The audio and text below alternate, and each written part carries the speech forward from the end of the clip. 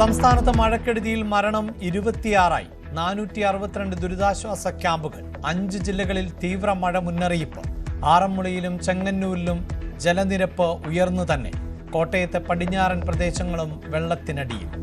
വയനാടും ഇടുക്കിയിലും യാത്രാ നിയന്ത്രണം.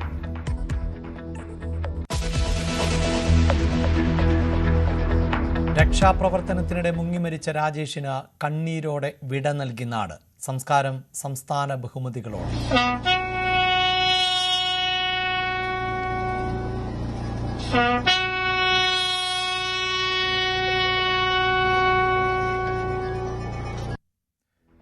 രാജേഷ് കേരളത്തിന്റെ അഭിമാനമെന്ന് മുഖ്യമന്ത്രി. വീടുപണി സർക്കാർ പൂർത്തിയാക്കും.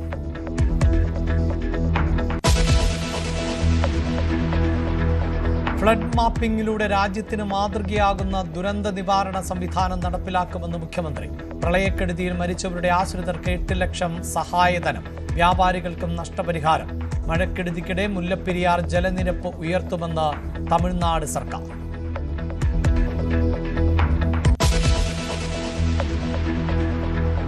ഹെലികോപ്റ്റർ യാത്രാ വിവാദത്തിൽ വഴുതിമാറി വീണ്ടും മുഖ്യമന്ത്രി. അടിയന്തര യാത്ര വേണ്ടിവന്നത് നിക്ഷേപകരെ കാണാനെന്ന മറുപടിയിൽ തിരുത്ത്. കൊച്ചിയിൽ പോയതുകൊണ്ടാണ് നിക്ഷേപകരെ കണ്ടതെന്ന് വിശദീകരണം.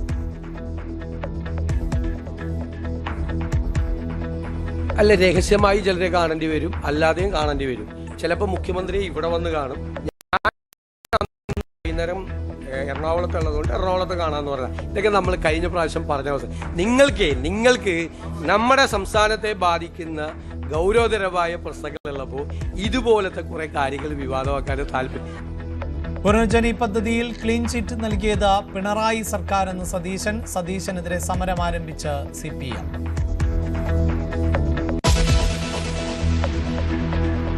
അങ്ങനെ ആർക്കെങ്കിലും ഒരു ബുദ്ധിമുട്ടുണ്ടായിട്ടുണ്ടെങ്കിൽ ഇപ്പോൾ ഞാൻ ഔപചാരികമായിട്ട് പറയുന്നു, ഞാൻ ഖേദം പ്രകടിപ്പിക്കുകയാണ്. ആർക്കെങ്കിലും പ്രശ്നം ഉണ്ടായിട്ടുണ്ടെങ്കിൽ അങ്ങനെ ഉദ്ദേശിച്ചിട്ടില്ല.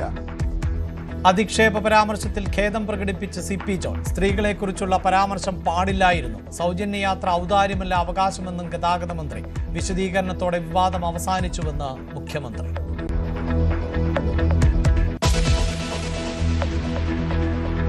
ശബരിമല നെയ്ക്രമക്കേടിൽ അന്വേഷണ സംഘത്തിന്റെ പട്ടിക ഹൈക്കോടതിക്ക് കൈമാറി സർക്കാർ. 5 വിജിലൻസ് ഇൻസ്പെക്ടർമാർ സംഘത്തിൽ. 1 മാസത്തിനുള്ളിൽ പ്രാഥമിക റിപ്പോർട്ട് സമർപ്പിക്കണമെന്ന് കോടതി.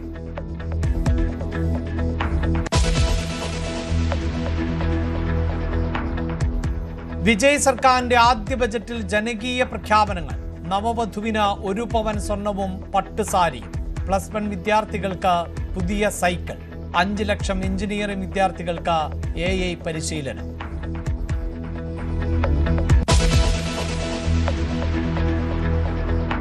ബംഗാളിലെ മോസ്കുകളിൽ കോളാമ്പി സ്പീക്കറുകൾ നീക്കം ചെയ്ത് സർക്കാർ. നടപടി മുഖ്യമന്ത്രി സുവേന്ദു അധികാരിയുടെ നിർദ്ദേശപ്രകാരം. നടപ്പിലാക്കിയത് സുപ്രീം കോടതി വിധിയെന്ന് വിശദീകരണം.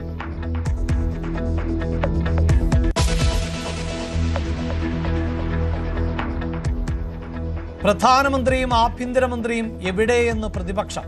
ഇരുവരുടെയും അസാന്നിധ്യം ഉയർത്തിക്കാട്ടി പ്രതിഷേധം.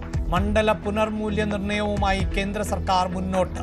സമ്മേളനം നീട്ടിയേക്കും.